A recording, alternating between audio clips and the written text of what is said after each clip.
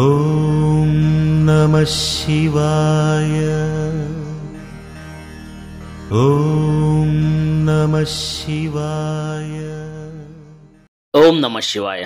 2025 ಶ್ರೀಶೈಲ ಪಾದಯಾತ್ರೆಗೆ ತಮ್ಮೆಲ್ಲರಿಗೂ ಆಧಾರದ ಸ್ವಾಗತ. ವೀಕ್ಷಕರೇ, ಹೌದು, 2025 2ನೇ ವರ್ಷದ ನಮ್ಮ ಪಾದಯಾತ್ರೆಗೆ ನಿಮ್ಮೆಲ್ಲರಿಗೂ ಸ್ವಾಗತ ಕೋರ್ತಾ ಇದ್ದೀನಿ. ದಿನಾಂಕ 16/3/2025 ಭಾನುವಾರ ಬೆಳಗಿನ ಜಾವ 5:30 ರಾಯಚೂರು ಜಿಲ್ಲೆಯ ಹರ್ವಿ ಗ್ರಾಮದಿಂದ ನಾವು ಪ್ರಯಾಣ ಶುರು ಮಾಡ್ಕೊತೀವಿ. ನಾವು 2 ಕ್ರೂಷರ್ ಮುಗಿಸಿರ್ತೀವಿ, ಅಂದರೆ 18 ಜನ ಆಗಿರ್ತೀವಿ. ಕಳೆದ ವರ್ಷ ನಾವು ಬರೀ ಗಂಡು ಮಕ್ಕಳು ಮಾತ್ರ ಹೋಗಿದ್ವಿ ಫ್ರೆಂಡ್ಸು. ಈ ವರ್ಷ ನಾವು ಹೆಂಡತಿನೂ ಕೂಡ ಕರ್ಕೊಂಡು ಹೋಗ್ತಾ ಇದೀವಿ ಜೊತೆಗೆ. ಹಾಗಾಗಿ ಹೆಣ್ಮಕ್ಳು ಒಂದು 10 ಜನ ಆಗಿದ್ರು, ನಾವು ಒಂದು 9 ಜನ ಆಗಿದ್ವಿ. ಟೋಟಲ್ 19 ಜನ ಹೋಗಿದ್ವಿ ಇಲ್ಲಿಂದ. ನಮ್ಮ ಪ್ರಯಾಣ ಬೆಳಗಿನ ಜಾವ ಶುರುವಾಗುತ್ತೆ ರಾಯಚೂರು ಕಡೆಗೆ. ಸೊ ಇಲ್ಲಿಂದ ನಾವು ರಾಯಚೂರಿಗೆ ಹೋಗ್ತೀವಿ. ಆಮೇಲೆ ಇನ್ನೊಂದು ಏನಂತಂದರೆ, ಕಳೆದ ವರ್ಷದ 2014 ವಿಡಿಯೋ ಕೂಡ ತುಂಬ ವೈರಲ್ ಆಗಿತ್ತು. ತಮ್ಮೆಲ್ಲರಿಗೂ ಹೃತ್ಪೂರ್ವಕ ಧನ್ಯವಾದಗಳನ್ನು ತಿಳಿಸೋಕ್ಕೆ ಇಷ್ಟಪಡ್ತಾ ಇದ್ದೀನಿ. ಯಾಕಂದರೆ ತುಂಬ ಅಂದರೆ ತುಂಬ ವೈರಲ್ ಆಯಿತು. ಸೊ ರಾಯಚೂರಿಂದ ನಾವು ಬರ್ತೀವಿ. ಬಂದ ನಂತರ ಇಲ್ಲಿ ನಾವು ಜೋಗುಳಾಂಬ ದೇವಸ್ಥಾನಕ್ಕೆ ನಾವು ರೀಚ್ ಆಗ್ತೀವಿ. ಅದು ಬೆಳಗಿನ ಜಾವ 9:30 ಬೆಳಗಿನ ಜಾವ 5:30 ನಮ್ಮ ಗ್ರಾಮದಿಂದ ನಾವು ಬಿಟ್ಟರೆ ಇಲ್ಲಿಗೆ ಬರೋಕ್ಕೆ 4 ಅವರ್ಸ್ ಅಂದರೆ ಟೈಮು ತಗೊಂತು. ನಾವು ಗಾಡಿ ಮುಖಾಂತರ ಬರಲಿಕ್ಕೆ ಮಧ್ಯದಲ್ಲಿ ಗದ್ವಾಲಲ್ಲಿ ನಾವು ಟಿಫಿನ್ ಕೂಡ ಮಾಡ್ಕೊಂಡು ಬರ್ತೀವಿ. ಅಲ್ಲಿ ಒಂದು ಅರ್ಧ ಗಂಟೆ ಟೈಮ್ ಸಿಗುತ್ತೆ. ಸೊ ಇನ್ನೊಂದು ಏನಂತಂದರೆ ವೀಕ್ಷಕರೇ, ಕಳೆದ ವರ್ಷದಲ್ಲಿ ನಾನೇನು ವಿಡಿಯೋ ಮಾಡಿದ್ದೆ ನಿಮಗೆ, ಆ ವಿಡಿಯೋ ತುಂಬ ಅಂದರೆ ತುಂಬ ವೈರಲ್ ಆಯಿತು. ನನ್ನ ಯೂಟ್ಯೂಬ್ ವೀಡಿಯೋಸ್ಗಳಲ್ಲೇ ಒನ್ ಆಫ್ ದ ಹೈಯೆಸ್ಟ್ ವ್ಯೂಸನ್ನು ಪಡೆದಿರ್ತಕ್ಕಂಥ ವಿಡಿಯೋ ಶ್ರೀಶೈಲ ಪಾದಯಾತ್ರೆ ವಿಡಿಯೋ ಆಗಿರುತ್ತೆ. ಸೊ ಪ್ರತಿ ಒಬ್ಬರಿಗೂ ಕೂಡ ನಾನು ತುಂಬು ಹೃದಯದ ಧನ್ಯವಾದಗಳನ್ನು ತಿಳಿಸ್ಲಿಕ್ಕೆ ಇಷ್ಟಪಡ್ತಾ ಇದ್ದೀನಿ. ಇದೇ ರೀತಿ ಈ ವಿಡಿಯೋನು ಕೂಡ ಸಂಪೂರ್ಣವಾಗಿ ನೋಡಿ, ಇಷ್ಟ ಆದರೆ ದಯವಿಟ್ಟು ಲೈಕ್ ಮಾಡಿ, ಕಮೆಂಟ್ಸ್ ಮಾಡಿ, ಇನ್ನೊಬ್ಬರಿಗೆ ಶೇರ್ ಮಾಡಿ ಅಂತ ಹೇಳಿಕ್ಕೆ ಇಷ್ಟಪಡ್ತೀನಿ. ಖಂಡಿತವಾಗ್ಲೂ ಇಷ್ಟ ಆಗುತ್ತೆ ಅಂತ ಅನ್ಕೊಂತೀನಿ ಈ ವಿಡಿಯೋ. ಯಾಕಂದರೆ ಈ ವಿಡಿಯೋದಲ್ಲಿ ಕಳೆದ ವಿಡಿಯೋಕ್ಕಿಂತ ಸ್ವಲ್ಪ ಅಪ್ಡೇಟ್ ಮಾಡೋಣ ಅಂತ ಹೇಳ್ಬಿಟ್ಟು ನಿಮಗೆ ಮೊಬೈಲ್ GPS ಸ್ಟೆಪ್ಸ್ಗಳನ್ನ ಬಳಸ್ಕೊಂಡು ನಿಮಗೆ ಪಿನ್ ಟು ಪಿನ್ ಡೀಟೇಲ್ಸ್ನ ಕೊಡ್ತಾ ಇದ್ದೀನಿ. ಅಂದರೆ ಡಿಸ್ಟೆನ್ಸ್, ನಾವಿರೋ ಜಾಗದಿಂದ ಇನ್ನೊಂದು ಜಾಗಕ್ಕೆ ಹೋದಾಗ ಎಷ್ಟು ಸ್ಟೆಪ್ಗಳು ಆದವು, ಎಷ್ಟು ಕಿಲೋಮೀಟರ್ ಆಯಿತು, ಆಮೇಲೆ ಎಷ್ಟು ಸಮಯ ತಗೊಳ್ತು ಅಂತೇಳಿ ವೆಂಕಟಾಪುರದಿಂದ ಅಪ್ ಟು ಶ್ರೀಶೈಲಂ ಕೈಲಾಸ ದ್ವಾರವರೆಗೂ ನಾನು ಕಂಪ್ಲೀಟ್ ಆಗಿ ನಿಮಗೆ ಡೀಟೇಲ್ಸ್ನ ಕೊಡ್ಲಿಕ್ಕೆ ಇಷ್ಟಪಡ್ತಾ ಇದ್ದೀನಿ. ನೋಡಿ, ನಮ್ಮ ಗ್ರಾಮದಿಂದ ಬೆಳಗಿನ ಜಾವ 5:00 ಸ್ಟಾರ್ಟ್ ಆಗಿರುತ್ತೆ ಜರ್ನಿ. ಇಲ್ಲಿ ವೆಂಕಟಾಪುರಿಗೆ ಬಂದು ರೀಚ್ ಆಗೋಷ್ಟ್ರೊಳಗಡೆ ಮಧ್ಯಾಹ್ನ 11:40 ಆಗುತ್ತೆ. ನೋಡ್ತೀವಿ, ಒಂದು ಕ್ಷಣ ಶಾಕ್. ಯಾಕಂದರೆ ಪಾದಯಾತ್ರೆ ಮಾಡೋಂಥ ಭಕ್ತಾದಿಗಳು ಯಾರೂ ಇಲ್ಲ. ನಾವು ಒಂದು 20 ಜನ ಮಾತ್ರ ಪಾದಯಾತ್ರೆ ಮಾಡೋಂಥವ್ರು. ಯಾಕಂದರೆ ನಾವು ಒಂದು 2 ದಿನ ಬೇಗ ಬಂದಿದ್ದೀವಿ. 20ನೇ ತಾರೀಕಿನ ನಂತರ ಭಾಳಷ್ಟು ಜನ ಶುರುವಾಗ್ತಾರೆ ಅಂತ ಹೇಳಿದರು. ಹಾಗಾಗಿ ಇಲ್ಲಿ ಪ್ರಸಾದ ಇರಲಿಲ್ಲ, ಏನೂ ಇರಲಿಲ್ಲ. ಪಕ್ಕದಲ್ಲಿರೋಂಥ ಕ್ಯಾಂಟೀನ್ಗೆ ನಾವು ಚಿತ್ರಾನ್ನ ಮತ್ತು ಬಜ್ಜಿ ಮಾಡಲಿಕ್ಕೆ ಆರ್ಡ್ರ್ ಮಾಡಿದ್ವಿ. ಅವರು ಗಂಡ ಹೆಂಡತಿ ಇಬ್ಬರೇ ಇದ್ದರು. ಓಕೆ, ಮಾಡಿಕೊಡ್ತೀವಿ ಅಂತ ಹೇಳಿದರು.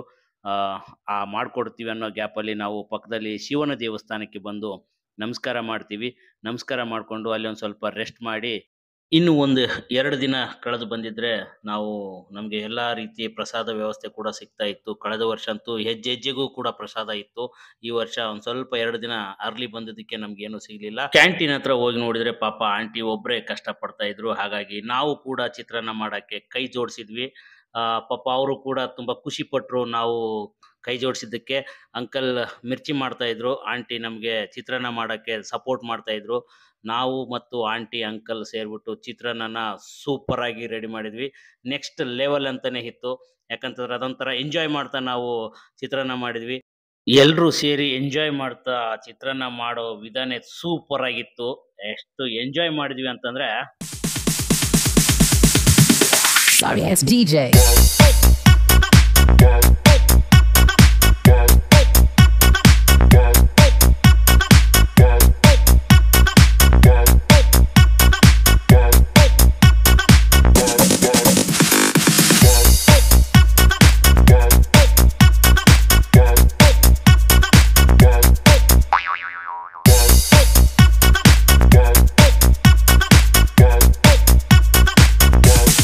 You can get some.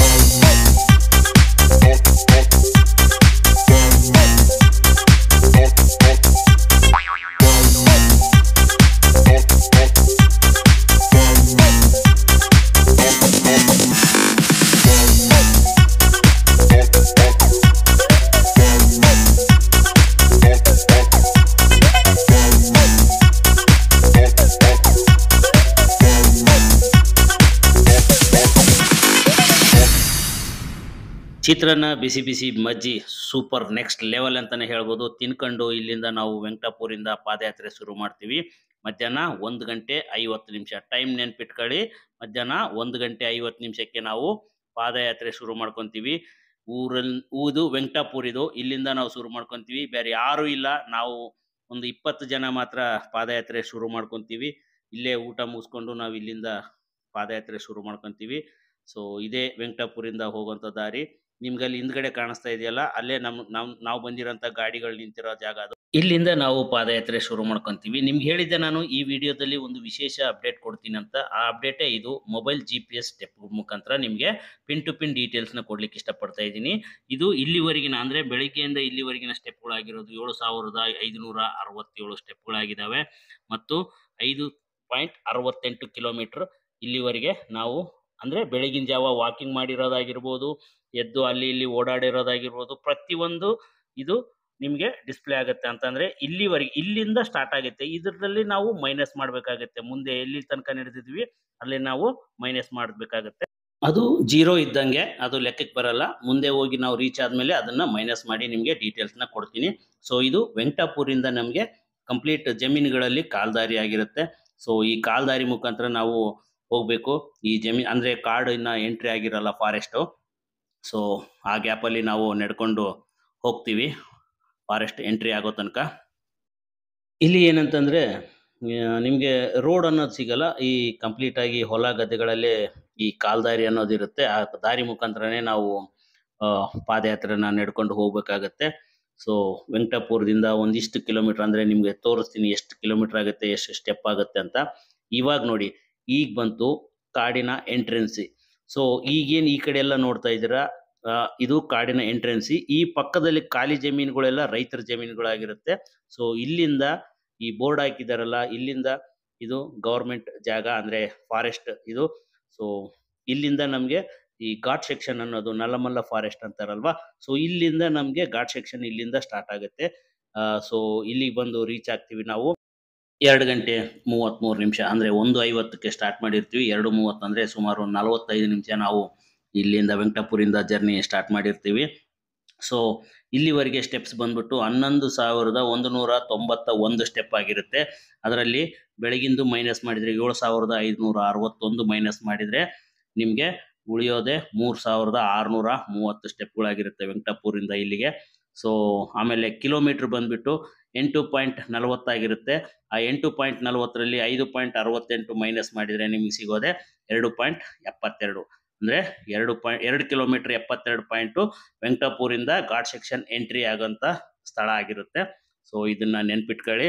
ನಮ್ಮ ಫ್ರೆಂಡ್ ಒಬ್ಬರು ಡಾಕ್ಟ್ರ್ ಇದ್ದಾರಲ್ಲ, ಇವರು ಕಳೆದ ವರ್ಷದಂತೆ ಈ ವರ್ಷ ಕೂಡ ನಮಗೆ ಈ ಬೆಲ್ಲ ಮತ್ತು ಕೊಬ್ಬರಿನ ತಂದಿದ್ರು, ಬಾಯಾರಿಕೆ ಆಗಲ್ಲ ಅಂತ ಹೇಳ್ಬಿಟ್ಟು. ಸೊ ಬೆಲ್ಲ ಕೊಬ್ಬರಿ ತಿಂದ್ಕೊಂಡು ಇಲ್ಲಿಂದ ನಾವು ಮತ್ತೆ ಜರ್ನಿನ ಸ್ಟಾರ್ಟ್ ಮಾಡ್ತೀವಿ. ಈ ಕಾಡ್ ಎಂಟ್ರಿ ಆಗುತ್ತೆ, ಇಲ್ಲಿಂದ ನಾವು ಕಾಡಲ್ಲಿ ಜರ್ನಿನ ಸ್ಟಾರ್ಟ್ ಮಾಡ್ತೀವಿ.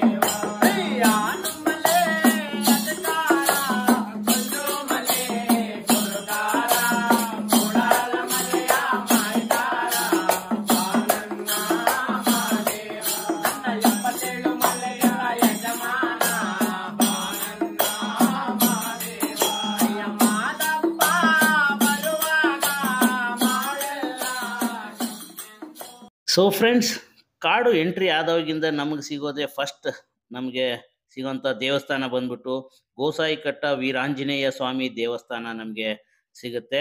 ಸೊ ಕಾಡು ಎಂಟ್ರಿ ಆದವಾಗ ಫಸ್ಟ್ ಸಿಗೋದೆ ನಮಗೆ ವೀರಾಂಜನೇಯ ಸ್ವಾಮಿ ದೇವಸ್ಥಾನ.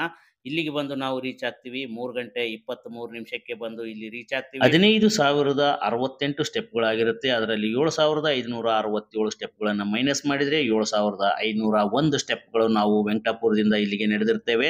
ಕಿಲೋಮೀಟರ್ ಬಂದ್ಬಿಟ್ಟು 11.31 ಕಿಲೋಮೀಟರ್ ಆಗಿರುತ್ತೆ. ಅದರಲ್ಲಿ 5.68 ಕಿಲೋಮೀಟರ್ನ ಮೈನಸ್ ಮಾಡಿದರೆ 5.63 ಕಿಲೋಮೀಟ್ರು ಇಲ್ಲಿವರೆಗೆ ನಾವು ಅಂದರೆ ವೆಂಕಟಾಪುರದಿಂದ ವೀರಾಂಜನೇಯ ಸ್ವಾಮಿ ದೇವಸ್ಥಾನಕ್ಕೆ 5.63 ಕಿಲೋಮೀಟರ್ ಇರುತ್ತೆ. ಇದೇ ರೀತಿ ನಿಮಗೆ ಮುಂದೆ ಸ್ಟೆಪ್ ಬೈ ಸ್ಟೆಪ್ ಸ್ಟೇಜ್ಗಳ ವೈಸ್ ನಿಮಗೆ ಕಿಲೋಮೀಟರ್ ಮತ್ತು ಸ್ಟೆಪ್ಗಳನ್ನ ಹೇಳ್ತಾ ಹೋಗ್ತೇನೆ.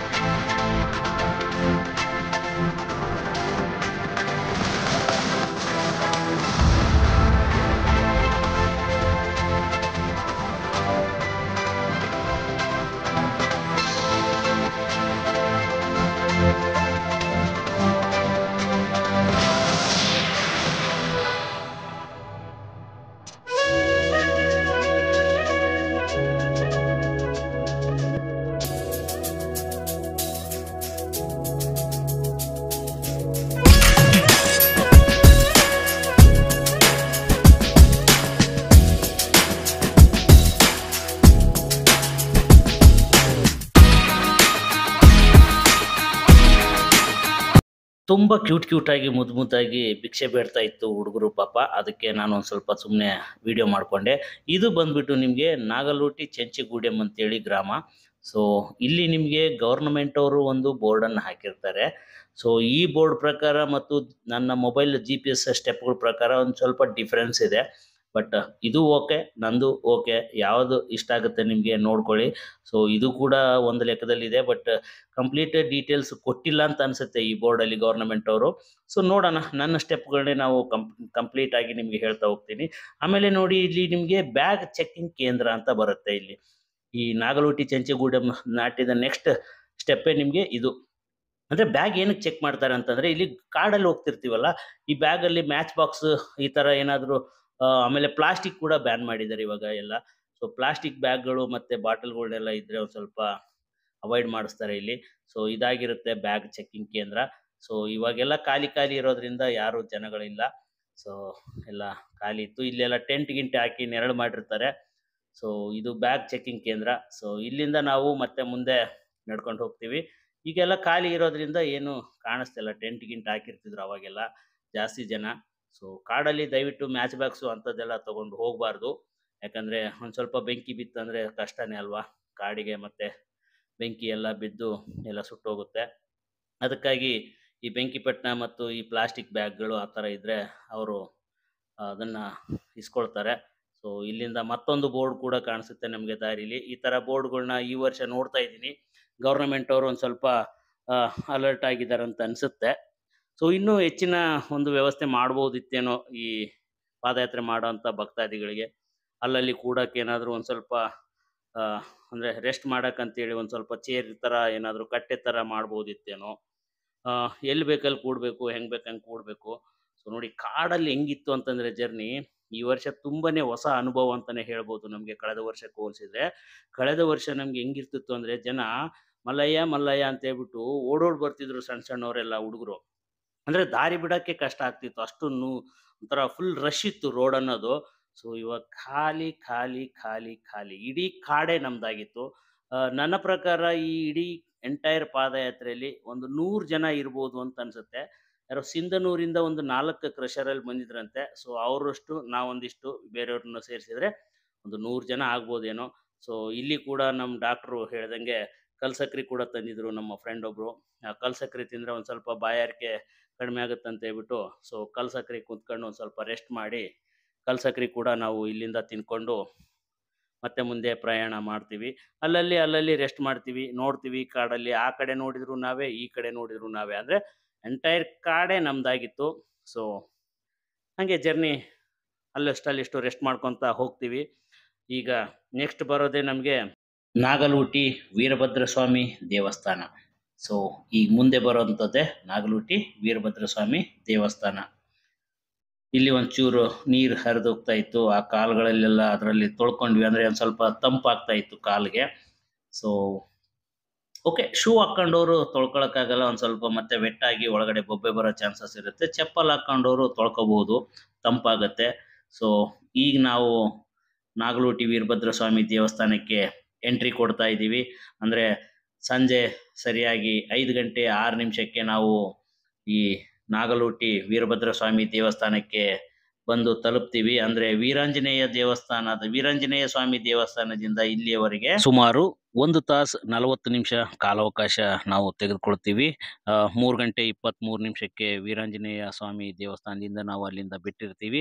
ಇಲ್ಲಿಗೆ ಬಂದು ರೀಚ್ ಆಗೋಕ್ಕೆ ಸಂಜೆ 5 ಗಂಟೆ 6 ನಿಮಿಷ ಆಗಿರುತ್ತೆ. ಅಬ್ಬಬ್ಬ ಅಂದರೆ 1 ತಾಸು 40 ನಿಮಿಷ ಇಲ್ಲಿಗೆ ಟೈಮ್ ತೊಗೊಂಡಿರ್ತೀವಿ ನಡೆದು ಬರೋಕ್ಕೆ. ಈಗ ಸ್ಟೆಪ್ಸ್ ಮತ್ತು ಕಿಲೋಮೀಟರ್ ಪ್ರಕಾರ ಬರೋದಾಯಿತು ಅಂತಂದರೆ 22,069 ಸ್ಟೆಪ್ಗಳಾಗಿರುತ್ತೆ. ಅದರಲ್ಲಿ ಮೈನಸ್ 15,068 ಅಂದರೆ ಆಂಜನೇಯ ದೇವಸ್ಥಾನದಿಂದ ಇಲ್ಲಿಯವರೆಗೆ 7,001 ಸ್ಟೆಪ್ಪು ಇಲ್ಲಿಯವರೆಗೆ ಆಗಿರುತ್ತೆ. ವೀರಾಂಜನೇಯ ಸ್ವಾಮಿ ದೇವಸ್ಥಾನದಿಂದ ವೀರಭದ್ರ ಸ್ವಾಮಿ ದೇವಸ್ಥಾನಕ್ಕೆ ಸ್ಟೆಪ್ಗಳು ಬಂದು 7,001 ಸ್ಟೆಪ್ ಆಗಿರುತ್ತೆ. ಮತ್ತು ಕಿಲೋಮೀಟರ್ ಲೆಕ್ಕಕ್ಕೆ ಬರಬೇಕಾದ್ರಂತಂದರೆ 16.62 ಕಿಲೋಮೀಟರ್ ಆಗಿರುತ್ತೆ. ಅದರಲ್ಲಿ -11.30 ಕಿಲೋಮೀಟರ್ 31 ಕಿಲೋಮೀಟರ್ ಮಾಡಿದರೆ ಅವಾಗ 5.31 ಕಿಲೋಮೀಟರ್ ಅಂದರೆ ವೀರಾಂಜನೇಯ ಸ್ವಾಮಿ ದೇವಸ್ಥಾನದಿಂದ ವೀರಭದ್ರ ಸ್ವಾಮಿ ದೇವಸ್ಥಾನಕ್ಕೆ 5.31 ಕಿಲೋಮೀಟರ್ ಅಂದರೆ 5.5 ಕಿಲೋಮೀಟರ್ ಆಲ್ಮೋಸ್ಟ್ ಆಲ್ ಇರುತ್ತೆ. ಸೊ ನಾವು ವೆಂಕಟಾಪುರದಿಂದ ನೋಡೋದಾಯಿತು ಅಂತಂದರೆ ಸ್ಟೆಪ್ಗಳು ಬಂದು 14,502 ಸ್ಟೆಪ್ಗಳಾಗಿರುತ್ತೆ. ಮತ್ತು ವೆಂಕಟಾಪುರದಿಂದ ವೀರಭದ್ರ ಸ್ವಾಮಿ ದೇವಸ್ಥಾನಕ್ಕೆ 10.94 ಕಿಲೋಮೀಟರ್ ಅಂದರೆ almost all 11 kilometre ವೆಂಕಟಾಪುರದಿಂದ Veerabhadra Swamy ದೇವಸ್ಥಾನಕ್ಕೆ ನಾವು ನಡ್ಕೊಂಡು ಬರಬೇಕಾಗತ್ತೆ. ಹಾಗೆ ವೀರಭದ್ರ ಸ್ವಾಮಿ ದೇವಸ್ಥಾನ ಹತ್ರ ನಾವು ಕೋಲುಗಳನ್ನು ಕೂಡ ತೆಗೆದುಕೊಳ್ತೀವಿ. ಅಲ್ಲಿ ಒಬ್ರು ಮಾರಾಟ ಮಾಡ್ತಿದ್ರು, ಕಾಯಿ ಮತ್ತು ಕೋಲುಗಳನ್ನ ತಗೊಂಡ್ವಿ, ಅಲ್ಲಿ ಕಾಯಿ ಹೊಡೆದ್ವಿ. ಮತ್ತೆ ಇಲ್ಲಿ ಒಂದು ಕೂಡ ಕಾಯಿ ಹೊಡಿಬೇಕು, ಅಂದ್ರೆ ಇದು ಗಾಳಿ ಗೋಪುರ. ಸೊ ಇಲ್ಲಿ ಒಂದು ತೆಂಗಿನಕಾಯಿ ಹೊಡೆದು ಇಲ್ಲಿಂದ ನಾವು ಮೇಲೆ ಹತ್ಬೇಕು. ಸೊ ಇದೇ ಒಂದು ದೊಡ್ಡ ಟಾಸ್ಕ್ ಅಂತ ಹೇಳ್ಬೋದು. ಯಾಕಂದ್ರೆ ಸ್ಟಾರ್ಟಿಂಗ್ ಅಲ್ಲಿ ನಾವು ಪಾದಯಾತ್ರೆ ಮಾಡ್ಬೇಕಾದ್ರೆ one of the biggest task ಅಂತಂದ್ರೆ ಇದೆ ಅಂತ ಅನ್ಬೋದು. ಅದಾದ ನಂತರ ಭೀಮನ ಕೊಳ ಇರುತ್ತೆ. ಇದು ಹತ್ತಿದ ಮೇಲೆ ಅದು ಒಂದು ಸ್ವಲ್ಪ ಈಸಿ ಅಂತ ಅನ್ಸುತ್ತೆ. ಯಾಕಂದ್ರೆ ಫಸ್ಟ್ ಟೈಮ್ ಬರೋರಿಗೆ ಇದು ತುಂಬಾ ಕಷ್ಟ. ಇದೇ ಕೊಳದಲ್ಲಿ ನಾವು ನೀರು ಕೂಡ ತುಂಬಿಕೊಂಡ್ವಿ. ಆಮೇಲೆ ಏನಂತಂದ್ರೆ ಕುಡಿಯೋಕೆ ನೀರು ಮುಂದೆ ಎಲ್ಲಿ ಇಲ್ಲ ಅಂತ ಗೊತ್ತಾಗಿ ನಾವು ಇಲ್ಲಿಂದನೇ ನಾವು ಈ ಕೊಳದಲ್ಲೇ 1 ಲೀಟರ್ 2 ಲೀಟರ್ ನೀರನ್ನ ತುಂಬಿಕೊಂಡು ನಾವು ಇಲ್ಲಿಂದ ಹತ್ತಬೇಕು. ಇದೊಂದು ದೊಡ್ಡ ಬೆಟ್ಟನೇ ಅಂತ ಹೇಳ್ಬೋದು. ಇದೇನಂತಂದ್ರೆ ನೋಡಕ ಅಷ್ಟು ಈಸಿ ಅಂತ ಅನ್ಸ್ಬೋದು, ಬಟ್ ಹತ್ತಬೇಕಾದ್ರೆ ಏನಿರುತ್ತಲ್ಲ ತುಂಬಾ ಆಯಾಸ ಬರುತ್ತೆ. ಅಂದ್ರೆ ಈ ಉಸಿರನ್ನ ಬಿಗಿ ಹಿಡ್ಕೊಂಡು ಹತ್ಬೇಕ. ತುಂಬಾ ಹೈಟ್ ಪ್ರದೇಶ, ಎಕ್ದಮ್ ಹೈಟ್ ಬರುತ್ತೆ ಇದು. ಸೊ ಹಾಗಾಗಿ ಉಸಿರನ್ನ ಬಿಗಿ ಹಿಡ್ಕೊಂಡು ಹತ್ಬೇಕಾಗತ್ತೆ, ದಮ್ ಹತ್ತುತ್ತೆ. ಆಮೇಲೆ ಆಯಾಸ ಇದ್ದವ್ರಿಗೆ ತುಂಬಾ ಕಷ್ಟ ಆಗುತ್ತೆ. 10 ಸ್ಟೆಪ್ಗಳನ್ನ ಹತ್ತಿ ಆಮೇಲೆ ರೆಸ್ಟ್ ಕೂಡ ಮಾಡೋಂಥವ್ರು ತುಂಬಾ ಜನನ ನೋಡ್ತೀವಿ. ಯಾಕಂದ್ರೆ ಆಗಲ್ಲ ಕೂಡ. ಫಸ್ಟ್ ಟೈಮ್ ಬಂದವ್ರಿಗಂತೂ ತುಂಬಾ ಅಂದ್ರೆ ತುಂಬಾ ಕಷ್ಟ ಆಗುತ್ತೆ. ಸೊ ಆದಷ್ಟು ಹುಷಾರಾಗಿ ನಡಿಬೇಕು. ಇಲ್ಲಿ ಕೋಲ್ಗಳು ಸಹಾಯ ಕೂಡ ತುಂಬಾ ಆಗತ್ತೆ ಅಂತಾನೆ ಹೇಳ್ಬೋದು. ಯಾಕಂದ್ರೆ ಕೋಲು ಒಂದು 3ನೇ ಕಾಲು ಇದ್ದಂಗೆ ಅಂತಾನೆ ಹೇಳ್ಬೋದು. ಅದಕ್ಕೆ ನಾವು ವೀರಭದ್ರ ಸ್ವಾಮಿ ದೇವಸ್ಥಾನದ ಹತ್ರ ನಾವು ಕೋಲುಗಳನ್ನ ಕೂಡ ತಗೊಂಡ್ವಿ. ಅದು ಒಂದು ಸಂಪ್ರದಾಯ ಕೂಡ ಇದೆ ಆ ಕೋಲಿಂದು. ಯಾಕಂದ್ರೆ ಶ್ರೀಶೈಲ ಹೋಗಿ ಮನೆಗೆ ಬಂದ್ಮೇಲೆ ಮನೆಯಲ್ಲಿ ಪೂಜೆ ಮಾಡ್ಬೇಕಾದ್ರೆ ಅಂದ್ರೆ ಶ್ರೀಶೈಲ ಮಲ್ಲಿಕಾರ್ಜುನನ ಕಳಿಸೋಂತ ಒಂದು ಸಂಪ್ರದಾಯ ನಮ್ಮ ಕಡೆ ಇರುತ್ತೆ. ಆ ಪೂಜೆ ಸಮಯದಲ್ಲಿ ನಾವು ಆ ಕೋಲನ್ನು ಇಟ್ಟು ಕೂಡ ನಾವು ಪೂಜೆ ಮಾಡ್ತೀವಿ.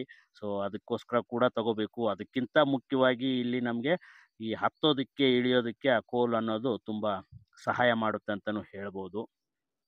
ಒಂದೊಂದು ಹೆಜ್ಜೆ ಹಾಕ್ಬೇಕಾದ್ರೂ ಕೂಡ ಮಲ್ಲಯ್ಯನ ದರ್ಶನ ಆಗುತ್ತಂತಾನೆ ಹೇಳ್ಬೋದು. ತುಂಬಾ ಪೀಕ್ ಎಷ್ಟು ಹೈಟ್ ಇದೆ ಅಂತ ಇಮ್ಯಾಜಿನ್ ಮಾಡ್ಕೊಳಕ್ಕಾಗಲ್ಲ. ಡ್ರೋನ್ ಕ್ಯಾಮ್ರಾ ಇತ್ತಂದ್ರೆ ಮಾತ್ರ ಸೂಪರ್ ಆಗಿ ತೋರಿಸ್ಬೋದು ಇಲ್ಲಿನ ವಾತಾವರಣ ಹೆಂಗಿದೆ ಅಂತ.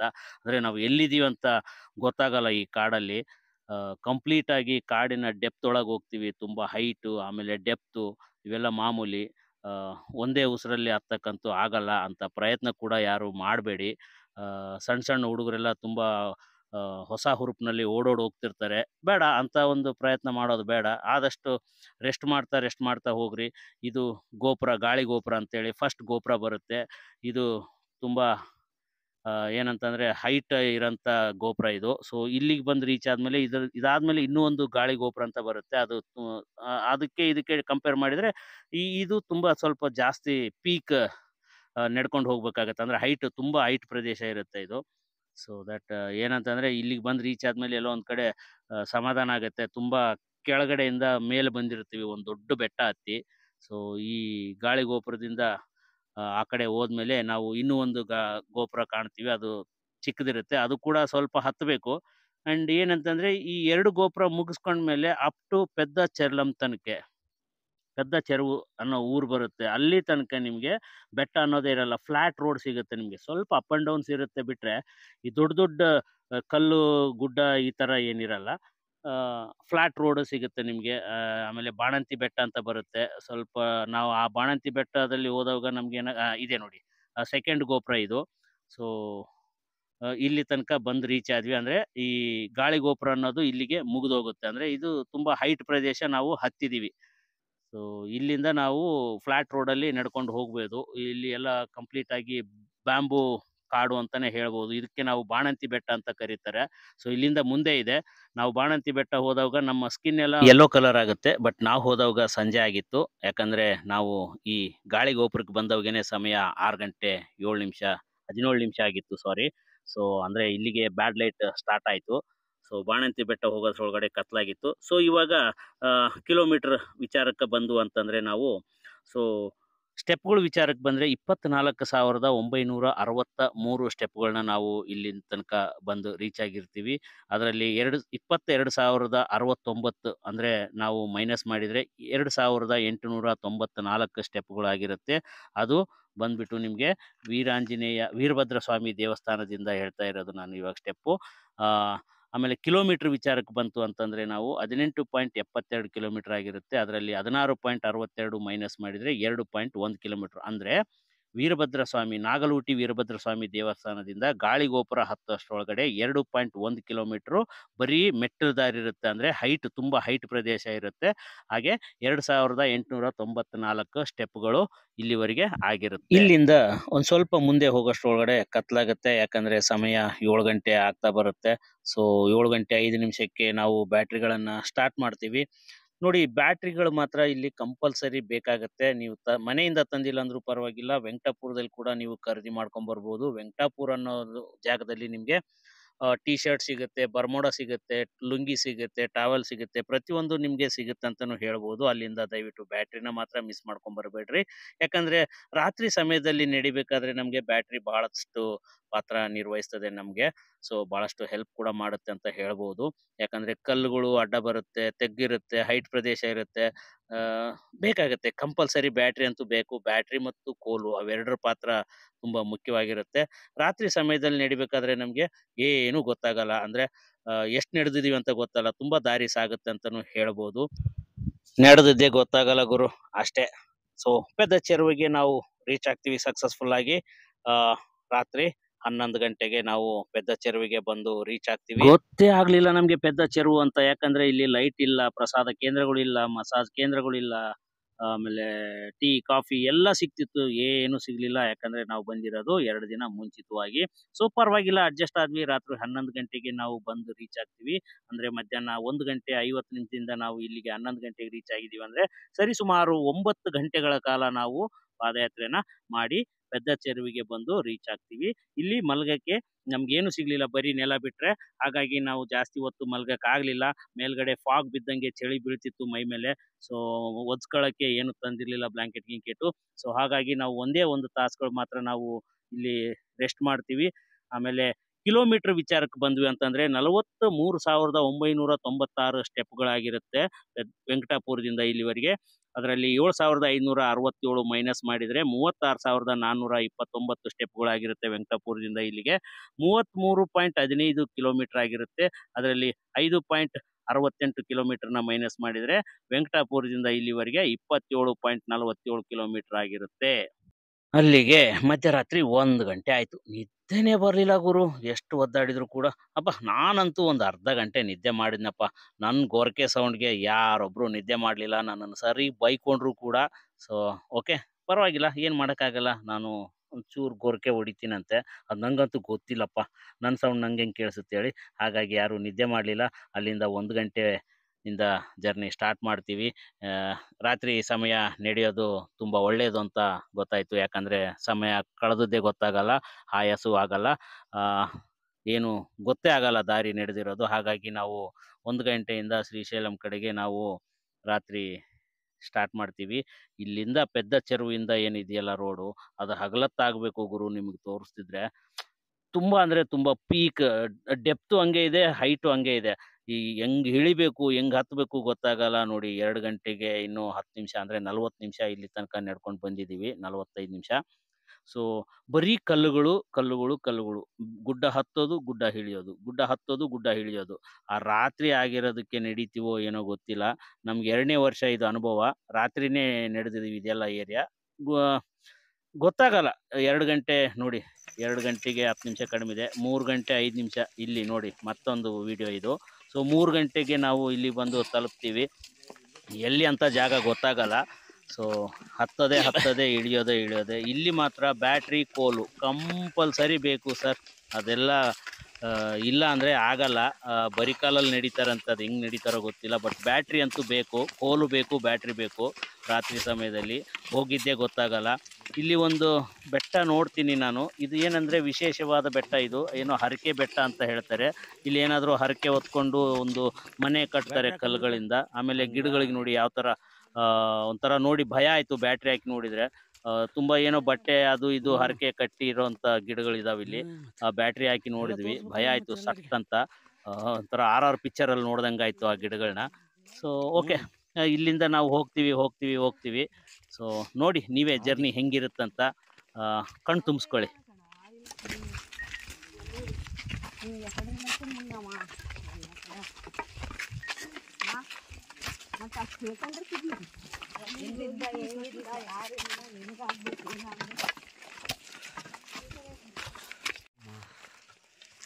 ಬಾ ತಾತ, ಇಲ್ಲಿ ಕೂಡ್ ಬಾ. ಹಾಂ ಕುಂತ್ಕ. ಎಸ್, ಸನ್ರೈಸ್ ಟೈಮಿಗೆ ಸಕ್ಸಸ್ಫುಲ್ ಆಗಿ ರೀಚ್ ಆಗ್ತೀವಿ ನಾವು ಭೀಮನ ಕೊಳಕ್ಕೆ ಬೆಳಗಿನ ಜಾವ 6 ಗಂಟೆಗೆ. ಎಷ್ಟು ಸೂಪರ್ ಆಗಿರುತ್ತೆ ಅಂದ್ರೆ ಈ ಸನ್ರೈಸ್ ಟೈಮಲ್ಲಿ ಈ ಭೀಮನ ಕೊಳದಲ್ಲಿ ಆ ಜಾಗ, ಆ ಬೆಟ್ಟಗಳ ಮಧ್ಯದಲ್ಲಿ ಸೂರ್ಯ ಆಚೆ ಬರೋದನ್ನ ನೋಡ್ಬೇಕು. ಸೂಪರ್ ಅಂದ್ರೆ ಸೂಪರ್ ಗುರು. ಅಷ್ಟೇ, 2ನೇ ವರ್ಷ ನಾವು ಈ ಜಾಗದಲ್ಲಿ ಸನ್ರೈಸ್ ನ ನೋಡ್ತಾ ಇರೋದು. ಸೊ ಇದೇ ಟೈಮ್ಗೆ ನಾವು ಕರೆಕ್ಟ್ ಆಗಿ ಬಂದು ರೀಚ್ ಆಗ್ತೀವಿ. ನೋಡಿ, ಮೊಬೈಲ್ ತೆಗೆದು ನೋಡೋಷ್ಟ್ರೊಳಗಡೆ ಅರ್ಧ ಗಂಟೆ ಆಗಿತ್ತು, 6 ಗಂಟೆ 33 ನಿಮಿಷ ಆಗಿತ್ತು. ಬನ್ನಿ ಮತ್ತೆ ಲೆಕ್ಕ ಪತ್ರಕ್ಕೆ ಬರೋಣಂತ. ಪೆದ್ದ ಚೆರುವಿಂದ ಭೀಮನ ಕೊಳಕ್ಕೆ 12.9 ಕಿಲೋಮೀಟರ್ಗಳಾಗಿರುತ್ತೆ. ಮತ್ತು ಸ್ಟೆಪ್ಗಳ ವಿಚಾರಕ್ಕೆ ಬಂದ್ರೆ 16,415 15 ಸ್ಟೆಪ್ಸ್ಗಳಾಗಿರುತ್ತೆ. ಸೊ ಇದು ಫೈನಲ್. ಯಾಕಂತಂದ್ರೆ ರಾತ್ರಿ 12 ಗಂಟೆಗೆನೆ ನಿನ್ನೆ ತನಕ ನಡೆದಿರೋಂಥ ಎಲ್ಲಾ ಸ್ಟೆಪ್ಗಳು ಮತ್ತು ಕಿಲೋಮೀಟರ್ 0 ಆಗಿರುತ್ತೆ. 12 ಗಂಟೆ ನಂತರ ಮತ್ತೆ ಫ್ರೆಶ್ ಕ್ಯಾಲ್ಕುಲೇಷನ್ ಸ್ಟಾರ್ಟ್ ಆಗಿರುತ್ತೆ. ಇದು ಪೆದ್ದ ಚೆರುವಿಯಿಂದ ಭೀಮನ ಕೊಳಕ್ಕೆ ಕರೆಕ್ಟ್ ಕೌಂಟಿಂಗ್. ಸೊ ಇವಾಗ ವೆಂಕಟಾಪುರದಿಂದ ನೋಡೋದಾಯ್ತು ಅಂತ. ಪೆದ್ದ ಚೆರುವಿಗೆ ಟೋಟಲ್ ಕಿಲೋಮೀಟರ್ ಬಂದ್ಬಿಟ್ಟು 27.47 ಆಗಿತ್ತು. ಈಗ 12.9 ಕಿಲೋಮೀಟರ್ ಭೀಮನ ಕೊಳಕ್ಕೆ. ಸೊ ಎರಡು ಸೇರಿದ್ರೆ ಭೀಮನ ಕೊಳಕ್ಕೆ ವೆಂಕಟಾಪುರದಿಂದ 39.56 ಕಿಲೋಮೀಟರ್ಗಳು ನಾವು ವೆಂಕಟಾಪುರದಿಂದ ಭೀಮನ ಕೊಳಕ್ಕೆ ನಡೆದು ಬಂದಿರುತ್ತೇವೆ. ಅದೇ ರೀತಿ ಸ್ಟೆಪ್ಗಳನ್ನ ನಾವು ನೋಡ್ಬೇಕಾಗುತ್ತೆ ಅಂತಂದ್ರೆ ಪೆದ್ದ ಚೆರುವಿಗೆ 36,429 ಸ್ಟೆಪ್ಗಳನ್ನ ನಾವು ನಡ್ಕೊಂಡು ಬಂದಿದ್ವಿ ವೆಂಕಟಾಪುರದಿಂದ. ಸೊ ಪೆದ್ದ ಚೆರುವಿಂದ ಭೀಮನ ಕೊಳಕ್ಕೆ 16,415 ಸ್ಟೆಪ್ಗಳನ್ನ ನಾವು ನಡ್ಕೊಂಡು ಬಂದಿದ್ವಿ. ಅಂದ್ರೆ ಸೊ ವೆಂಕಟಾಪುರದಿಂದ ಭೀಮನ ಕೊಳಕ್ಕೆ ಎರಡು ಟೋಟಲ್ ಮಾಡಿದ್ರೆ 52,844 ಸ್ಟೆಪ್ಗಳು ನಾವು ಭೀಮನ ಕೊಳಕ್ಕೆ ಬಂದು ಸೇರ್ಕೊಂಡಿರುತ್ತೇವೆ. ಇದು ಲೆಕ್ಕ.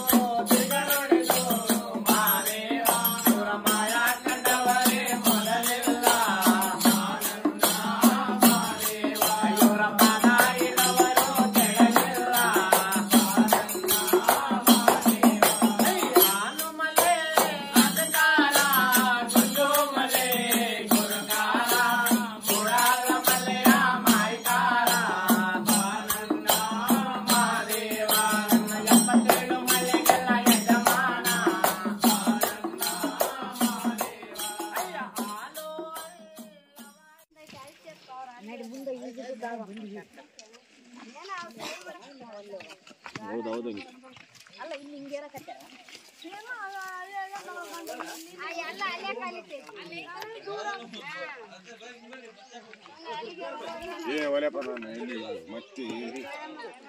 ಇಲ್ಲೇನು ಹಿಂದಿ ಬಂದ್ಬಿಟ್ವಲ್ಲ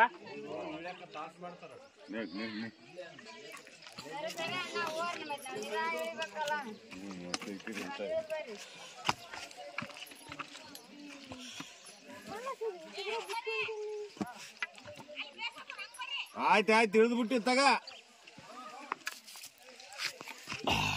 ನಾವ್ ಇಲ್ಲಕ್ರ ದಬದ ಬೆಳಿತೀರಣ್ಣ ಹೆಣ್ಮಕ್ಳು ಇರ್ಲಿ ಹೇಳ್ರಿ ನಿಧಾನ ಹೇಳ್ರಿ. ಅದೇ ಅನ್ನೋದು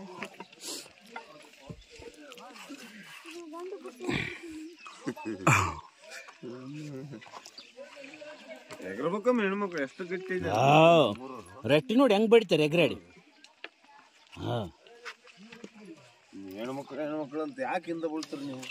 ಎಲ್ಲದ್ರಾಗ ಮುಂದಿರಿ ಹೆಂಗೆ ಫ್ರೀ ಬಸ್ಸು ಫ್ರೀ 2000 ರೂಪಾಯಿ ರೊಕ್ಕ. ಫ್ರೀ ಬಸ್ ಬರಲ್ರಿ ಬ್ರೋಷರ್ ಮಾಡ್ಕೊಂಡ್ ಬಂದಿವಣ್ಣ. ಫ್ರೀ ಬಸ್ಸಿಗೆ ಬರಲ್ಲ ಅವು. ಫ್ರೀ ಬಸ್ಸಿಗೆ ಯಾವೂರಮ್ಮ? ಸಿಂಧನೂರು. 4 ಬಂದಿರಮ್ಮ? ಗುಣ ಬಿಡಮ್ಮ. ಫ್ರೀ ಬಸ್ಸಿಗೆ ಬರ್ಬೇಕಿಲ್ಲ ಇನ್ನು ಸರಿ ಮಾಡಿ ಸಿದ್ದರಾಮಯ್ಯ ಮಾಡೋಣ ಅಂತ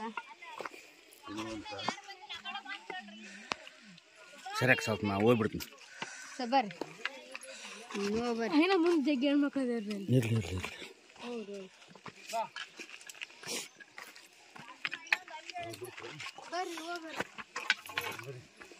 ಈಗೇನು ಫ್ರೀ ಐತಲ್ಲ ಬಸ್ ಫ್ರೀ ಅದ ತಡೆಂಗ್ಯವ.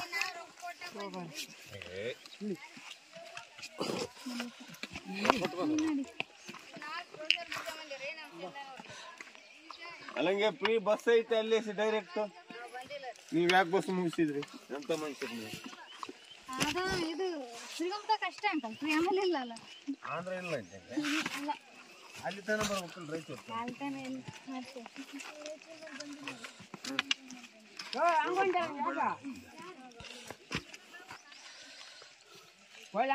ನೋಡಿ ಅವ್ರು ಸರ್ವಿಸ್ ಬಂದ್ರು ನೋಡಿ ಹಂಗೆ ಹೋದವ್ರು. ಸರಿಯಪ್ಪ ಸ್ವಲ್ಪ ಹಾಂ ಈಗ ಏನಾಗಿಲ್ರಿ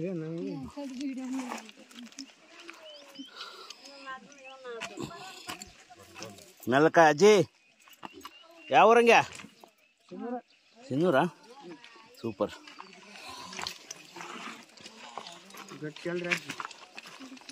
ಕಡಮ್ಮ ಒಂದು ಸ್ವಲ್ಪ ಅರ್ಜೆಂಟ್ ಒಳ್ಳೇದು. ಭಾಳ ಚಲೋ ಕೆಲಸ ಮಾಡ್ರಮ್ಮ, ಪುಣ್ಯ ಬರಲಿ.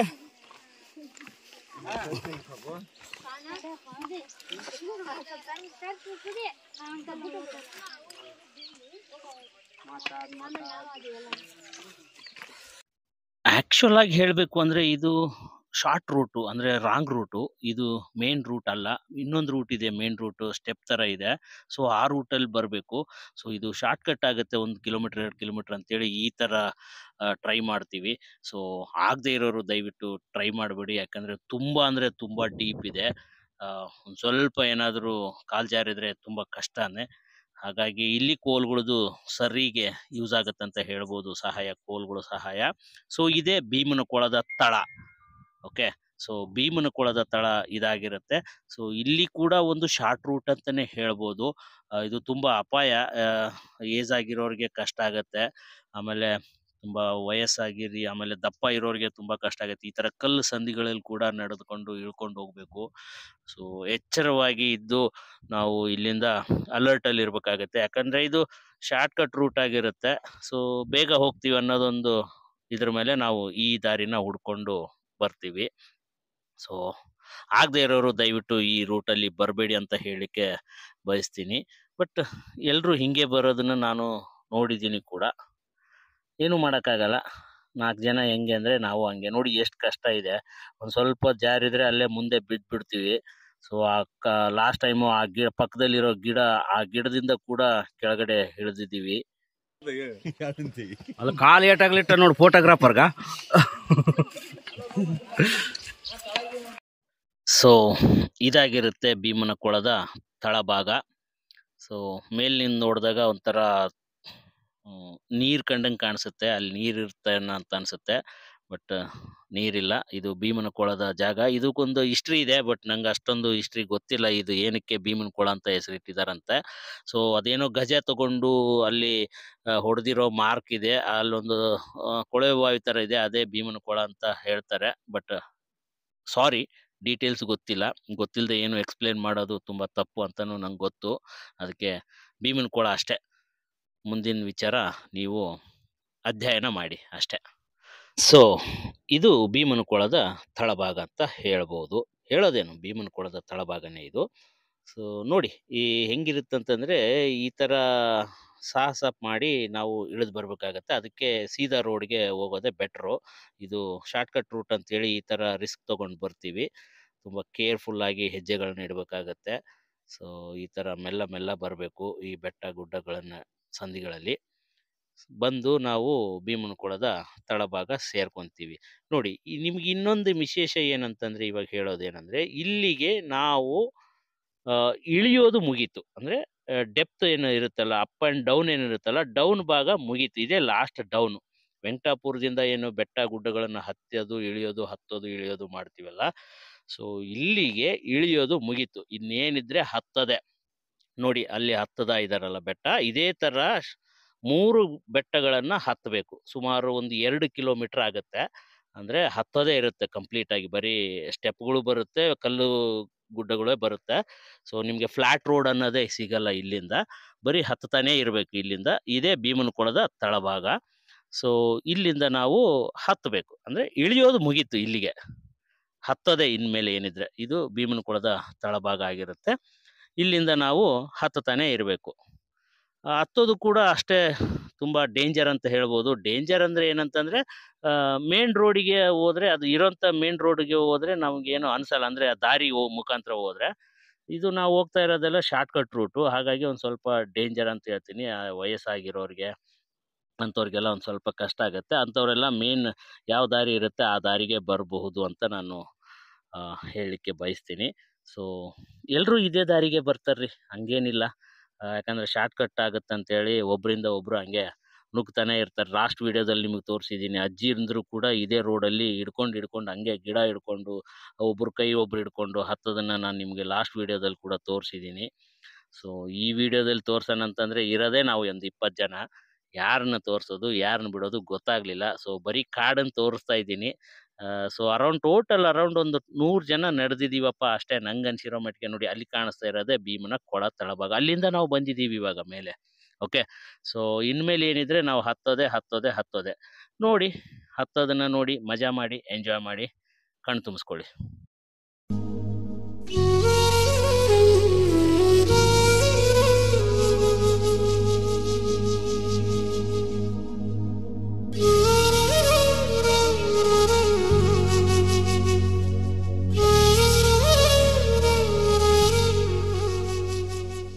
ಒಂದು ಕ್ಷಣ ಮೈ ಝುಮ್ ಎಂತು ಗುರು, ನೋಡೋಕ್ಕಾಗಲಿಲ್ಲ ನನ್ನ ಕೈಲಂತೂ. ಯಾಕಂದರೆ ಇಷ್ಟು ದೊಡ್ಡ ಕಾಡಿನಲ್ಲಿ ಬೆಟ್ಟದಲ್ಲಿ ಇಳ್ಕೊಂಡು ಬಂದು ಆ ಪುಟ್ಟ ಕಂದಮ್ಮನ್ನ ಎತ್ಕೊಂಡು ಭಿಕ್ಷೆ ಬೇಡ್ತಿದ್ದಾಳ ಅವಮ್ಮ. ಅದೆಂಥ ಕಷ್ಟ ಕೊಟ್ಟಿದ್ಯಾ ಗುರು ಆ ತಾಯಿಗೆ, ಒಳ್ಳೇದು ಮಾಡು. ಅಲ್ಲಿ ಕಾಣಿಸ್ತಾ ಇರೋವಂಥದ್ದು ತಳಭಾಗ, ಅದು ಭೀಮನಕೊಳದ ತಳಭಾಗ ಆಗಿರುತ್ತೆ. ಇದೇ ಥರ ಹತ್ತಬೇಕು ಹತ್ತದೇ ಗುರು, ಬೇರೆ ಮಾತೇ ಇಲ್ಲ. ಇಲ್ಲಿ ನಮ್ಮ ಡಾಕ್ಟ್ರಿಗೇನೋ ಮಂಡಿಕಲ್ ನೋವಾಯ್ತು ಅಂತೇಳಿ ಒಂದು ಸ್ವಲ್ಪ ಏನೋ ಆ್ಯಕ್ಷನ್ ಎಲ್ಲ ಮಾಡ್ತಿದ್ರು. ಸೊ ಹಾಯ್ ಹಾಯ್ ಓಕೆ, ಇದೇ ಥರ ಬೆಟ್ಟನ ಹತ್ತತಾನೆ ಇರಬೇಕು. ಹತ್ತೋದು ಬಿಟ್ಟರೆ ಬೇರೆ ಏನಿಲ್ಲ. ಇವಾಗ ನಿಮಗೆ ಜೂಮ್ ಮಾಡಿ ತೋರ್ಸಕ್ಕೆ ಪ್ರಯತ್ನ ಮಾಡ್ತೀನಿ. ಆ ಕಡೆ ಬೆಟ್ಟದಿಂದ ಭೀಮನಕೊಳನ ಇಳಿಯೋಂಥವ್ರ ದೃಶ್ಯ ಇದು. ಅಂದರೆ ಇಳ್ಕೊಂಡು ಬರ್ತಾ ಇದ್ದಾರೆ, ನಾವೇನು ಇಷ್ಟೊತ್ತು ತಿಳ್ಕೊಂಡು ಬಂದ್ವಲ್ಲ ಅದೇ ಥರ ಅವರು ಇಳಿತಾ ಇದ್ದಾರೆ. ಇವಾಗ ನಾವು ಹತ್ತುತ್ತಾ ಇದ್ದೀವಿ. ಅಂದರೆ ಇನ್ನೂ ಒಂದು 25% ಹತ್ತಿಲ್ಲ ನಾವು ಬೆಟ್ಟನ ಕೆಳಗಡೆಯಿಂದ. ಸೊ ಇನ್ನೂ ಒಂದು 70% 75% ಇದೆ. ಇದೇ ಥರ ಹತ್ತಬೇಕು. ಅಲ್ಲಿ ಮೇಲ್ಗಡೆ ಟವರ್ ಕಾಣಿಸುತ್ತಲ್ಲ ಲೈಟ್ ಕಂಬದ್ದು, ಸೊ ಅಲ್ಲಿ ತನಕ ಹತ್ತಬೇಕು. ಅಲ್ಲಿರೋದೇ ನಮಗೆ ಕೈಲಾಸ ದ್ವಾರ ಬಾಗಿಲು. ಸೊ ಅಲ್ಲಿಗೆ ಹತ್ತಿದ ಮೇಲೆ ಪಾದಯಾತ್ರೆ ಎಂಡ್ ಆಗುತ್ತೆ. ಸೊ ನೋಡಿ ಇಷ್ಟು ಹೈಟು ಬಂದಿದ್ದೀವಿ ನಾವು, ಅದೇ ಭೀಮನಕೊಳದ ತಳಭಾಗ ಆಗಿರುತ್ತೆ. ಸೊ ಹಂತಂತವಾಗಿ ಹತ್ಕೊಂಡು ಬರಬೇಕು. ಹತ್ತೋದು ಬಿಟ್ರೆ ಬೇರೆ ಏನೂ ಇಲ್ಲ. ಇಷ್ಟು ಇಲ್ಲಿ ಕಾಣಿಸುತ್ತಲ್ಲ, ಇಷ್ಟು ಮಾತ್ರ ಫ್ಲಾಟ್ ಸಿಗುತ್ತೆ ನಿಮ್ಗೆ ರೋಡು. ಬಿಟ್ರೆ ಹತ್ತೋದು ಬಿಟ್ರೆ ಬೇರೆ ಮಾತೇ ಇಲ್ಲ. ಇದೇ ತರ ಕಲ್ಲುಗಳಲ್ಲಿ ಹತ್ತಾನೆ ಇರ್ಬೇಕು. ಅಲ್ಲೆಲ್ಲಿ ಸ್ಟೆಪ್ಗಳು ಇರುತ್ತೆ. ನಮ್ ಜೊತೆ ನಾಯಿ ಕೂಡ ಬಂದಿತ್ತು, ಆ ಮಲ್ಲಯ್ಯ. ಸೊ ಮಲ್ಲಯ್ಯ ನಮ್ ಜೊತೆ ಬರ್ತಾನೆ ಇದ್ದ. ಅದು ಎಲ್ಲಿಂದ ನಮ್ ಜೊತೆ ಸೇರ್ತೋ ಗೊತ್ತಿಲ್ಲ. ಸೊ ಈ ಭೀಮನ ಕುಳದಿಂದ ನಮ್ಮಿಂದನೇ ಬರ್ತಾ ಇತ್ತು. ಇಲ್ಲಿ ನೋಡಿ, ಇಲ್ಲಿರುವಂತ ಸ್ಟೆಪ್ಗೆ ಯಾರೋ ಬರ್ದಿದ್ದಾರೆ, ಗೊತ್ತಿಲ್ಲ. ಇದು ಕ್ರಿಯೇಟ್ ಅಂದ್ರೆ ಇದನ್ನ ರೆಡಿ ಮಾಡೋ ಟೈಮಲ್ಲಿ ಬರ್ದಿರೋದು ಏನೋ ಗೊತ್ತಿಲ್ಲ. 1963 ಅಂದ್ರೆ 62 ವರ್ಷ. ಇನ್ನು ನಾನು ಹುಟ್ಟೇ ಇರ್ಲಿಲ್ಲ ಗುರು. ನನ್ಗಿನ್ನ ಇವಾಗ ಜಸ್ಟ್ 45. ಸೊ ಇನ್ನು ನಾನು ಹುಟ್ಟೇ ಇರ್ಲಿಲ್ಲ. ಅದು ಏನು ಈ ಸ್ಟೆಪ್ಗಳನ್ನ ರೆಡಿ ಮಾಡ್ಬೇಕಾದ್ರೆ ಬರ್ದಿರೋದು ಅಥವಾ ರೆಡಿ ಆದ ನಂತರ ಬರ್ದಿರೋದು ನಂಗಂತೂ ಹಿಸ್ಟ್ರಿ ಗೊತ್ತಿಲ್ಲ. ಒಟ್ನಲ್ಲಿ ಆ ಸ್ಟೆಪ್ಗೆ ಆ ತರ ಬರ್ದಿದ್ರು. ಸೊ ಅದನ್ನ ನಿಮ್ಗೆ ತೋರಿಸ್ದೆ. ಆಮೇಲೆ ಇಲ್ಲಿ ಒಂದು ವಿಶೇಷ ನೋಡಿ, ನಿಮ್ಗೆ ಈ ಸ್ಟೆಪ್ಗಳಿಗೆ ಯಾರೋ ವಿಭೂತಿ ಕೂಡ ಹಚ್ಕೊಂಡು ಹೋಗ್ತಾ ಇದ್ದಾರೆ. ಅಂದ್ರೆ ಅಂತ ಭಕ್ತರು ಕೂಡ ಇದಾರೆ ಅಂತ ಅರ್ಥ ಆಯ್ತು. ಅಂದ್ರೆ ನಾನು ತಿರುಪತಿಲಿ ನೋಡಿದ್ದೆ. ನಾನು ತಿರುಪತಿ ಬೆಟ್ಟ ಹತ್ಬೇಕಾದ್ರೆ ಪ್ರತಿಯೊಂದು ಬೆಟ್ಟದ ಸ್ಟೆಪ್ಗಳಿಗೆ ಕೂಡ ವಿಭೂತಿ, ಕುಂಕುಮ, ಅರಿಶಿಣ ಧರಿಸ್ಕೊಂಡು ಹಚ್ಕೊಂತ ಸ್ಟೆಪ್ ನ ಹತ್ತಾರೆ. ಅದೇ ತರ ಇಲ್ಲಿ ಕೂಡ ಹತ್ತಿದ್ದಾರೆ ಅಂತ ಅನ್ಸುತ್ತೆ. ಸೊ ನಿಮ್ಗೆ ಅದನ್ನು ಕೂಡ ಒಂದ್ ಸ್ವಲ್ಪ ತೋರ್ಸ್ಲಿಕ್ಕೆ ಪ್ರಯತ್ನ ಮಾಡಿದೆ. ನೋಡಿ, ಹಿಂಗೆ ಹತ್ಬೇಕು. ಸೊ ಇದೇ ತರ ಹತ್ತಿದ ನಂತರ ನಮಗೆ ಸಿಗೋದೆ ಕೈಲಾಸ ಬಾಗ್ಲು. ಇದಂತೂ ತುಂಬಾ ದೊಡ್ಡ ಟಾಸ್ಕ್ ಅಂತಾನೆ ಹೇಳ್ಬೋದು. ಯಾಕಂದ್ರೆ ಇದು ಶಾರ್ಟ್ ರೂಟ್ ಅಂತೇಳಿ ನಾವು ಈ ತರ ಹೋಗ್ತೀವಿ. ಆಕ್ಚುಲ್ ಆಗಿ ಹಿಂಗ್ ಹೋಗ್ಬಾರ್ದು, ಮೇನ್ ರೋಡ್ಗೆ ಹೋಗ್ಬೇಕು. ಸ್ಟೆಪ್ಗಳ ತರ ಇರುತ್ತೆ. ಬಟ್ ಎಲ್ಲಾ ಜನ ಹಿಂಗೆ ಹೋಗ್ತಾರೆ. ಬಟ್ ತುಂಬಾ ಹೈಟ್ ಇದೆ. ಇಲ್ಲಿ ಕಾಲ್ ಜಾರೋ ಸಂದರ್ಭ ಕೂಡ ತುಂಬಾ ಚಾನ್ಸಸ್ ಇರುತ್ತೆ. ಯಾಕಂತಂದ್ರೆ ತುಂಬಾ ಹೈಟ್ ಆಗಿರೋಂಥ ಬೆಟ್ಟ ಇದು. ಕಷ್ಟಪಟ್ಟು ಮೇಲೆ ಹತ್ಬೇಕಾಗತ್ತೆ. ಯಾಕಂದ್ರೆ ದಾರಿ ಇರಲ್ಲ ನಿಮ್ಗೆ. ಬರೀ ಇದೇ ತರ ಕಲ್ಲುಗಳ ಮಧ್ಯದಲ್ಲಿ ದಾರಿ ಮಾಡ್ಕೊಂಡು ಹೋಗಿರ್ತಾರೆ. ನೋಡಿ, ಈ ತರ ಇರುತ್ತೆ. ಒಂದ್ ಸ್ವಲ್ಪ ಕಾಲ್ ಸ್ಕಿಡ್ ಆದ್ರೆ ಕಷ್ಟ. ಆಮೇಲೆ ತುಂಬಾ ಹೈಟ್ ಕೂಡ ತುಂಬಾ ಹೈಟ್ ಇರುತ್ತೆ. ಉಸಿರು ಬಿಗಿ ಹಿಡ್ಕೊಂಡು ಹತ್ಬೇಕಾಗತ್ತೆ. ಸೊ ಜನ ಬ್ಯಾಗ್ ಹತ್ಕೊಂಡು ಹೋಗೋರು ಇರ್ತಾರೆ. ಆಮೇಲೆ ಜಾಸ್ತಿ ಲಗೇಜ್ ತಂದಿರ್ತಾರೆ ಬಸ್ಗಳಿಗೆಲ್ಲ ಬಂದಿರೋರು. ಅದೆಲ್ಲ ನಡ್ಕೊಂಡು ಹೋಗೋರು ನೋಡಿದ್ರೆ ತುಂಬಾ ವಿಚಿತ್ರ ಅನ್ಸುತ್ತೆ. ಸೊ ಮಲ್ಲಯ್ಯ ಅಂತೂ ನಿಜವಾಗ್ಲೂ ದರ್ಶನ ಆಗೇ ಆಗ್ತಾನೆ ಈ ಬೆಟ್ಟ ಹತ್ಬೇಕಾದ್ರೆ. ಆಮೇಲೆ ಓವರಾಲ್ ಪಾದಯಾತ್ರೆ ಮಾಡ್ಬೇಕಾದ್ರೆ ಪ್ರತಿ ಕ್ಷಣದಲ್ಲೂ ಕೂಡ ಮಲ್ಲಯ್ಯನ ದರ್ಶನ ಆಗತ್ತಂತ ನನ್ನ ಅನುಭವ. ಸೊ ನೀವು ನೋಡಿ ಹೆಂಗಿರುತ್ತೆ ಅದ ದೃಶ್ಯ ಅಂತೇಳಿ ಆನಂದಿಸಿ.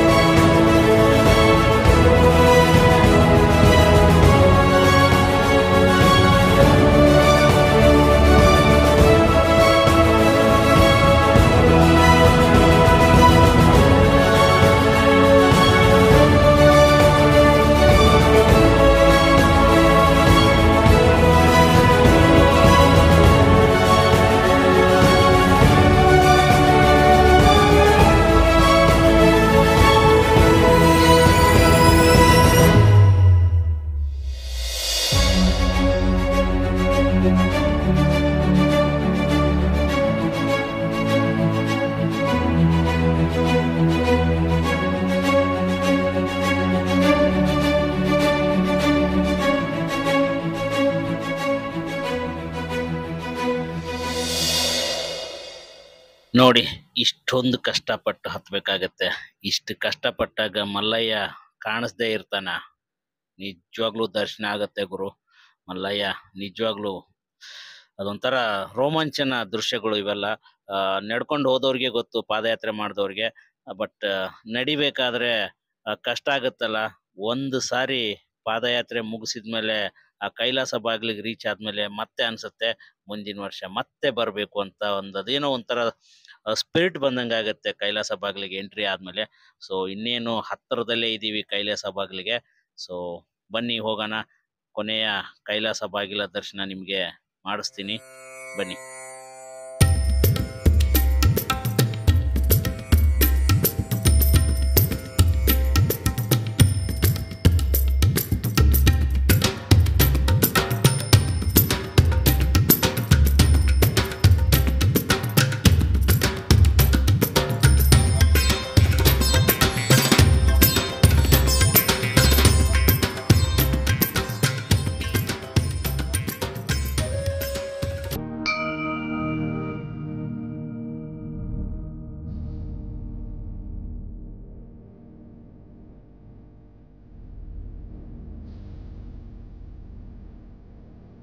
ಎಸ್, ಸಕ್ಸಸ್ಫುಲ್ ಆಗಿ ನಾವು ಕೈಲಾಸ ಬಾಗಿಲನ್ನ ರೀಚ್ ಆಗ್ತೀವಿ. ಅಂದ್ರೆ ಈ ಕೈಲಾಸ ಬಾಗಿಲಿಗೆ ಬಂದ್ರೆ ನಮ್ಮ ಶ್ರೀಶೈಲ ಪಾದಯಾತ್ರೆ ಇಲ್ಲಿಗೆ ಮುಗ್ದಂಗೆ. ಅಂದ್ರೆ ಇಲ್ಲಿಂದ ನಮ್ಗೆ ಶ್ರೀಶೈಲ ಅನ್ನೋದು ಬರೀ 4 ಕಿಲೋಮೀಟರ್ ಮಾತ್ರ ಇರುತ್ತೆ. ಅದು ರೋಡ್ ಮುಖಾಂತರ ಹೋಗೋದು. ಈ ಕಾಡು ಅನ್ನೋದು ಇಲ್ಲಿಗೆ ಎಂಡ್ ಆಗುತ್ತೆ.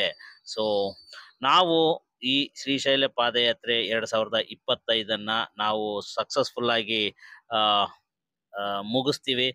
ಸೊ ತುಂಬಾ ಖುಷಿ ಅಂದ್ರೆ ಖುಷಿ ಆಗುತ್ತೆ. ಇಲ್ಲಿಗೆ ಬಂದಾಗ ಅದೇನೋ ಒಂಥರ ಹೇಳಕ್ಕೊಳಕ್ ಆಗಲ್ಲ ಗುರು, ಅಂತ ಒಂದು ಅನುಭವ ಆಗುತ್ತೆ ಈ ಕೈಲಾಸ ಬಾಗಿಲಿಗೆ ಬಂದಾಗ.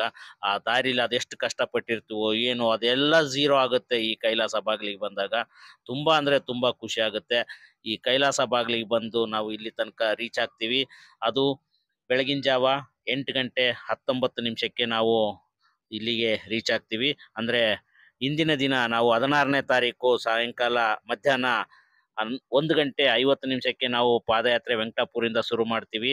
ಅಂದ್ರೆ 17ನೇ ತಾರೀಕು ಬೆಳಗ್ಗೆ 8:19 ನಾವು ಕೈಲಾಸ ದ್ವಾರ ಬಾಗಿಲನ್ನ ರೀಚ್ ಆಗ್ತೀವಿ. ಅಲ್ಲಿಗೆ ನಾವು 18 ತಾಸು 10 ನಿಮಿಷ ಟೈಮ್ ತಗೋತೀವಿ ಈ ಪಾದಯಾತ್ರೆ ಕಂಪ್ಲೀಟ್ ಮಾಡಕ್ಕೆ. ಅದರಲ್ಲಿ ನಾವು ಪೆದ್ದ ಚೆರುವಿನಲ್ಲಿ ಒಂದು 2 ಅವರ್ ನಾವು ರೆಸ್ಟ್ ಮಾಡಿರ್ತೀವಿ ರಾತ್ರಿ ಸಮಯದಲ್ಲಿ. ಅಂದ್ರೆ 16 ತಾಸು 10 ನಿಮಿಷಕ್ಕೆ ನಾವು ಪಾದಯಾತ್ರೆನ ಕಂಪ್ಲೀಟ್ ಮಾಡ್ತೀವಿ ಅಂತ ನಿಮ್ಗೆ ಹೇಳ್ಬೋದು. ಈ ಸ್ಟೆಪ್ಗಳು ವಿಚಾರಕ್ಕೆ ಬಂದಂತಂದ್ರೆ 20,089 ಸ್ಟೆಪ್ಗಳು ಇಲ್ಲಿ ತನಕ ಆಗಿರುತ್ತೆ. ಅದರಲ್ಲಿ 16,415 ಸ್ಟೆಪ್ಗಳು ನಾವು ಭೀಮನಕೊಳದಿಂದ ಮೈನಸ್ ಮಾಡಿದ್ರೆ, ಸೊ ಅಲ್ಲಿಗೆ 3,674 ಸ್ಟೆಪ್ಗಳು ಅಂದ್ರೆ ಹತ್ತೋದೇ ಇರುತ್ತೆ. ಅಂದ್ರೆ ಭೀಮನಕೊಳ ಹತ್ತೋದೇ 3,674 ಸ್ಟೆಪ್ಗಳು ಆಗಿರುತ್ತೆ. ಅಲ್ಲಿಗೆ 14.77 ಕಿಲೋಮೀಟರ್ ಆಗಿರುತ್ತೆ ಟೋಟಲು. ಅದರಲ್ಲಿ 12.9 ಕಿಲೋಮೀಟರ್ನ ಮೈನಸ್ ಮಾಡಿದ್ರೆ 2.68 ಕಿಲೋಮೀಟರ್ ನಾವು ಕಂಪ್ಲೀಟ್ ಭೀಮನಕೊಳದಿಂದ ಮೇಲತ್ತಕ್ಕೆ ಸಮಯ ಆಗಿರುತ್ತೆ. ಇವಾಗ ನಿಮ್ಗೆ ಕಂಪ್ಲೀಟ್ ಕಿಲೋಮೀಟರ್ ಡೀಟೇಲ್ಸ್ ನ ಕೊಡ್ತೀನಿ, ಒಮ್ಮೆ ನೋಡಿ ಕಣ್ಣು ತುಂಬಿಸ್ಕೊಳ್ಳಿ.